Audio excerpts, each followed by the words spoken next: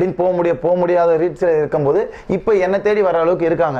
So இவர்கிட்ட போனால் நம்ம மேஜிக் கற்றுக்கலாம் அப்படின்ற ஒரு ரேஞ்ச் நான் வந்துட்டேன். ஸோ ஆஸ் அ டீலர் இருக்கும்போது அப்போ வந்து எங்கள் சார் வச்சுருந்தார். இப்போ is going to be retired stage அப்படின்ற மாதிரி வந்துட்டார்.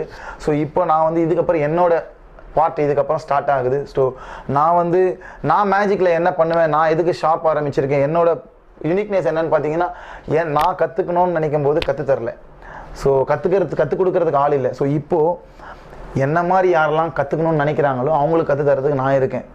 ஸோ நிறைய பேர் வந்து மேஜிக்கில் வந்து என்ன நினச்சிக்கிறாங்கன்னா, எந்த ஒரு ஆர்ட்டாக இருந்தாலும் ஒரு பைக்கை ரெடி பண்ணுறதோ இல்லை வந்து ஒரு ட்ராயிங் பெயிண்டிங் பண்ணாலோ இல்லை ஏதோ ஒரு ஆர்ட், எல்லாமே என்னை பொறுத்த வரைக்கும் ஆர்ட் தான். ஸோ அதை பண்ணும்போது எப்படி பண்ணீங்கன்னு கேட்குறது இல்லை. பட் மேஜிக்னும் போது டீப்பாக கேட்பாங்க, இதை எப்படி பண்ணீங்க. ஏன்னா இதுக்கு வந்து ஒரு சர்ப்ரைஸ், இது வந்து ஒருத்தவங்களை ஆச்சரியப்படுத்தக்கூடிய ஒரு விஷயம். எல்லாருமே எப்படி பண்ணீங்கன்னு கேட்பீங்க தான், அதுக்கு ஒரே பதில் தான் சொல்லுவேன், மேஜிக் அப்படின்னு சொல்லி முடிச்சிருவேன். ஏன்